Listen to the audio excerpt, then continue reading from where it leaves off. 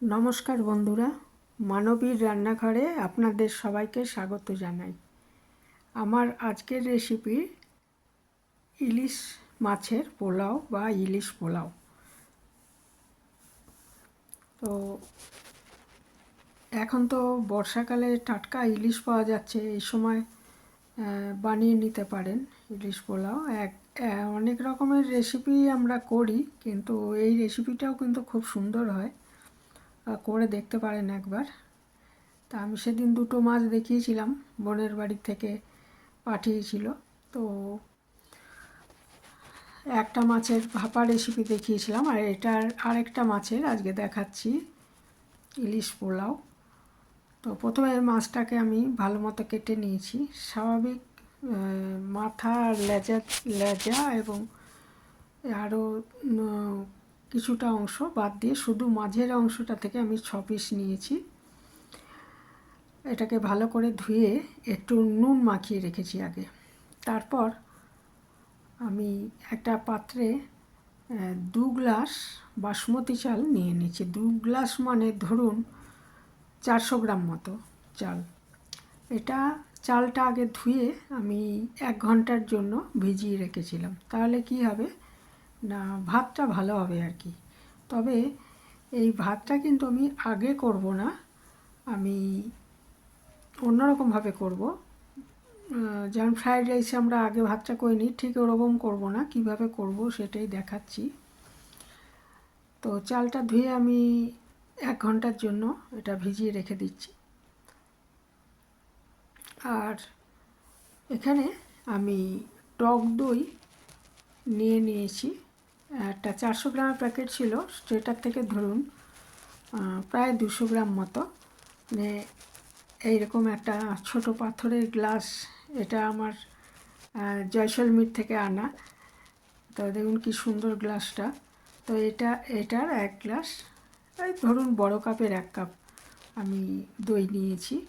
দইটার মধ্যে আমি নেব একটু নুন আর কাশ্মীরি লঙ্কার গুঁড়ো, আর নেব ধনে গুঁড়ো 2 চামচ, আর জিরে গুঁড়ো 1 চামচ।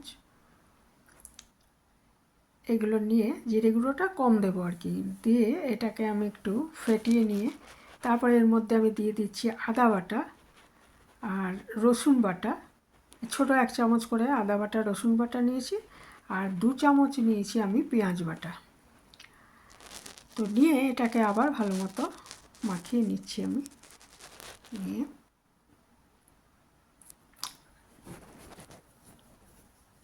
তাহলে আমার দইটার মধ্যে দিয়েছি 2 চামচ ধনে গুঁড়ো, 1 চামচ জিরে গুঁড়ো, একটু কাশ্মীরি লঙ্কার গুঁড়ো, 2 চামচ হচ্ছে পেঁয়াজ বাটা, ছোট 1 চামচ রসুন বাটা, ছোট 1 চামচ আদা বাটা দিয়ে এটা ভালো মতো ফেটিয়ে নিচ্ছি।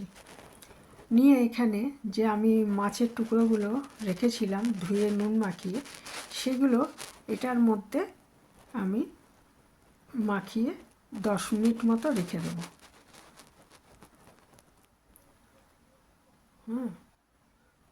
এই মিশ্রণটার মধ্যে মাছগুলো মিশ্রণটা মাখিয়ে 10 মিনিট রেখে দেবো। এটা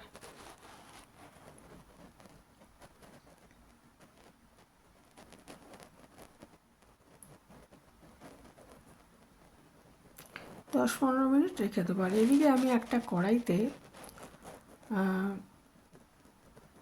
কিছুটা তেল নিয়ে নিয়েছি, বড় 2 চামচ তেল নিয়ে নিয়েছি। নিয়ে এখানে একটা বড় সাইজের পেঁয়াজ আর একটা ছোট পেঁয়াজ, এটা আমি টুকরো করে নিয়েছিলাম। এটা পেঁয়াজ বেরেস্তা বানাবো। তো পেঁয়াজ বেরেস্তাটা বানাতে একটু সময় লাগে, কারণ পেঁয়াজটা ভাজা হবে আগে, তারপরে একটু ভাজা হওয়ার পর একটু কি বলবো, ওটা মানে জলীয় ভাবটা একদমই চলে যাবে, তবেই বেরেস্তাটা তৈরি হবে। সেটার জন্য একটু সময় লাগে, একটু মিডিয়াম আছে এটা বেরেস্তাটা তৈরি করে নিচ্ছি। বেরেস্তাটা ইচ্ছে করলে আগে বানিয়ে রেখে দিতে পারেন।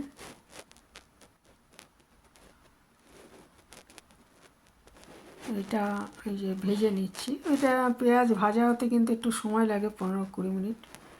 আর আঁচটা চড়া করলে পেঁয়াজটা পুড়ে যাবে, সেই জন্য মানে অল্প আঁচে ভাজতে হচ্ছে।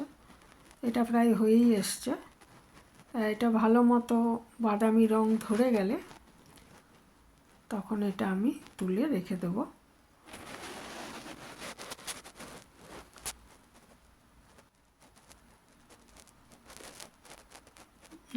পেঁয়াজ বেরেস্তাটা মোটামুটি হয়েই গেছে, এটা তুলে রেখে দিয়েছি। তারপর ওই তেলের মধ্যে আরেকটু সর্ষের তেল দিয়ে দিয়েছি, দিয়ে ওই যে দই আর বিভিন্ন মশলা দিয়ে যে মাখিয়ে রেখেছিলাম মাছটা, সেইটা আমি ওই তেলের মধ্যে দিয়ে দিলাম। এই একবারই তেল ব্যবহার করবো। রান্নাটা আমি সর্ষের তেলে করেছি, ইচ্ছে করলে সাদা তেলেও করতে পারেন, তবে আমার মনে হয় সর্ষের তেলেই ভালো হবে রান্নাটা, যেহেতু ইলিশ মাছ। এবারে এটাকে আমি ঢেকে 6-7 মিনিট রান্না করে নিয়েছি, যাতে মাছটা মোটামুটি সেদ্ধ হয়ে যায়।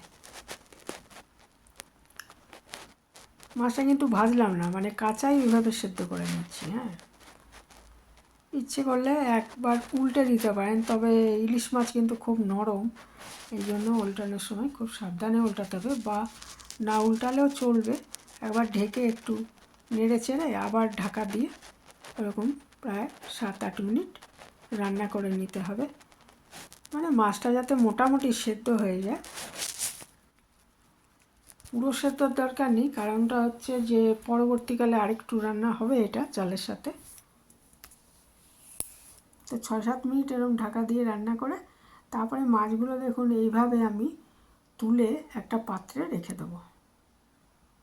হ্যাঁ, এই যে তুলে একটা পাত্রের মধ্যে রেখে দিয়েছি মাছগুলো। আর ওই যে দই মেশানো যে ওই যে ইয়েটা ছিল আমার, মশলা মেশানো যে দইটা ছিল, যেটার মধ্যে আমি মাছটা সেদ্ধ করেছি, তার মধ্যে আমি চালটা দিয়ে দিলাম। চালটা দিয়ে এটা ভালো মতো একটু কষিয়ে নেব আগে। এটার মধ্যে কিন্তু মাছ সেদ্ধ, মানে সেদ্ধ হওয়ার ফলে কী হয়েছে, নির্যাসটা চলে গেছে মাছের। তার মধ্যে আমি চালটা সেদ্ধ করে নিচ্ছি, দিয়ে দিলাম একটু পেঁয়াজ বেরেস্তা, আর কাঁচা লঙ্কা দিয়ে দিতে হবে 3-4টে। আর আমি কিন্তু ওই মাছটা যখন দইয়ের মধ্যে মেখে রেখেছি তাতেও আমি কিছুটা কাঁচা লঙ্কা বাটা দিয়েছি। দিয়ে দিলাম আরও 1/2 চামচ নুন, মাছেও নুন আছে। আর দইটা যখন আমি মশলা দিয়ে মেখেছি তাতেও নুন ছিল, আর এই 1/2 চামচ দিলাম। হ্যাঁ, সেটা বুঝিয়েই দিতে হবে, খুব বেশি নুন হয়ে গেলে ভালো লাগবে না খেতে। আর এই রান্নাটায় কিন্তু একদমই মিষ্টির ব্যবহার হয় না, মিষ্টি দেবেন না, মিষ্টি দিলে এর স্বাদটাই নষ্ট হয়ে যাবে। দিয়ে এবারে আমি বাকি চালটা সেদ্ধ হওয়ার জন্য জল দিয়ে দিচ্ছি। আমার যেহেতু চালটা ভিজিয়ে রেখেছিলাম ওইটা আমি ছেঁকে রাখিনি, ইচ্ছে করলে ছেঁকে রাখা যায় চালটা, সেহেতু অত জল ছিল কিছুটা, তাই আরও 3 গ্লাস আমি জল দিলাম। আর না হলে 2 গ্লাস চালের জন্য এই 4 গ্লাস জল দিতে হবে কিন্তু, কারণ এটা তো আমি প্রেশার কুকারে করছি না, প্রেশার কুকারে করলে 3 গ্লাস দিলেও চলে যেত, যেহেতু এটা কড়াইতে করছি সেই জন্য প্রায় ডবল জল দিতে হবে। তারপরে ঢাকা দিয়ে আমি প্রায় মিনিট 10 রান্না করে নিচ্ছি। মিনিট 10 রান্না করার পর দেখুন এটা মানে প্রায় 75-80% সেদ্ধ হয়েছে, আর একটু সেদ্ধ হওয়া বাকি আছে। এই সময়টায় আমি ওই মাছগুলো দিয়ে দিলাম, যেটা আমি সেদ্ধ করে রেখেছিলাম মাছটা মশলার মধ্যে, সেটা দিয়ে ওপরে আর একটু পেঁয়াজ বেরেস্তা ছড়িয়ে দিলাম, দিয়ে এটা ঢেকে আরও আমি প্রায় 6-7 মিনিট ধিমে আছে রান্না করে নেবো। আঁচটা একদমই কমানো থাকবে, না হলে তলায় কিন্তু পুড়ে যাবে, তলায় লেগে যাবে, কারণ জল তো একদম কমেই গেছে। তো সেই জন্য এটাকে একদম ধিমে আছে একটা ঢাকা দিয়ে প্রায় 6-7 মিনিট রান্না করে নিলেই ইলিশ পোলাও রেডি হয়ে যাবে পরিবেশনের জন্য। বেশ ভালো হয় খেতে, একবার করে দেখতে পারেন। যারা করেন তারা তো জানেনই, যারা কখনো করেননি একবার করে দেখতে পারেন। এই ছিল আমার আজকের রেসিপি। যারা এ পর্যন্ত দেখলেন, আমার সাথে ছিলেন, তাদের অসংখ্য ধন্যবাদ। ভালো থাকবেন সবাই।